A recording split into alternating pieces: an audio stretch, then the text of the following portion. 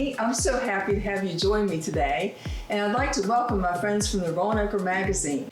We are celebrating a brand new, fabulous new year. And for some of us, that means we're celebrating Dry January. Dry January is when we either abstain from alcohol or maybe we just take a little break. But either way, it's fun to have mocktail recipes on hand so we can enjoy non-alcoholic drinks with our family and friends.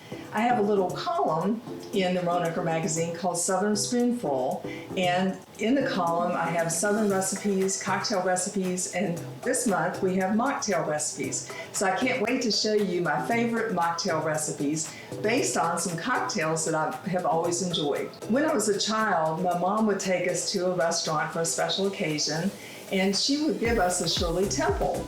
And the Shirley Temples were non-alcoholic, and they were also very sweet. And I think that's one reason that I love them so much, because I have quite a sweet tooth. Then when I became an adult, I heard about a Dirty Shirley. Well, a Dirty Shirley is a Shirley Temple with vodka in it. So I wanted to make a mocktail, and I came up with the Flirty Shirley. So that's what we're going to start out with today, is the Flirty Shirley. First, I take some pomegranate juice, and I pour it into my champagne flute. And the pomegranate juice, it helps to balance out the sweetness of the Shirley Temple soda that I put into my little mocktail. So I'll add that, and the Shirley Temple soda I get locally at Wine Gourmet. Then I add a little bit of ginger beer on top, which gives it a little zing. Garnishes are very important to mocktails, both for the pretty appearance and also for flavor. So I like to use Italian cherries, which have a wonderful flavor. These are not maraschino cherries at all. You will definitely want to nibble on these cherries as you're enjoying your mocktail. And you can add frozen bean cherries. And the frozen bean cherries, as they thaw in your drink, they won't dilute your drink like an ice cube would, but they'll help your drink stay icy cold. And that's the Flirty Shirley.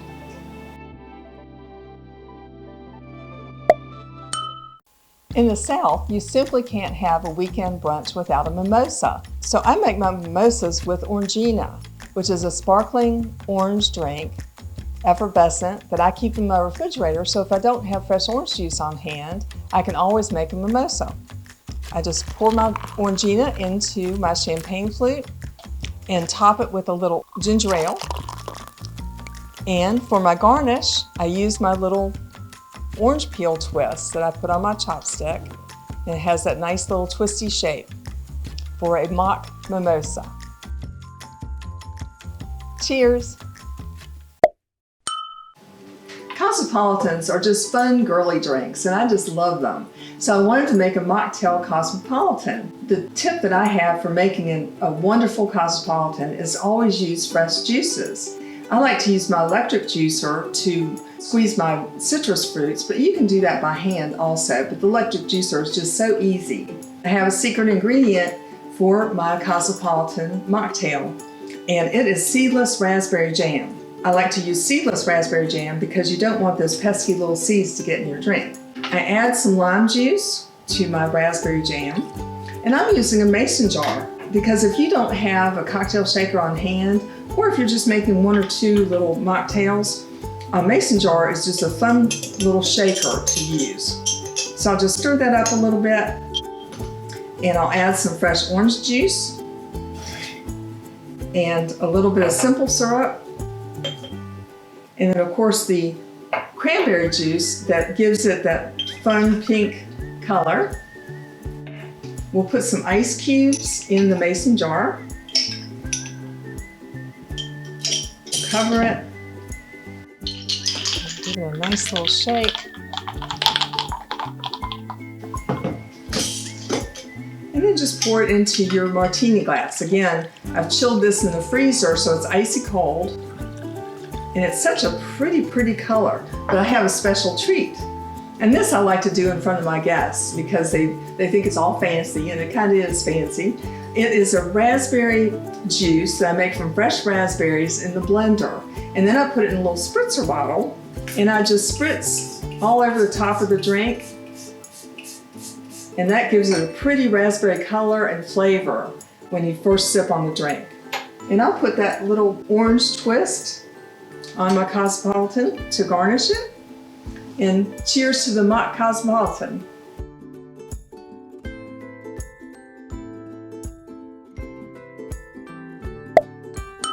I must say, I have a lot of favorite cocktails. And another one of my favorite cocktails is a lemon drop. And I wanted to make a mocktail lemon drop. To start out, I put my little martini glass, and this is an Art Deco martini glass, the color of lemons. And I put it in my freezer to get it icy cold. And then I take a lemon wedge and just put it around the rim of my martini glass.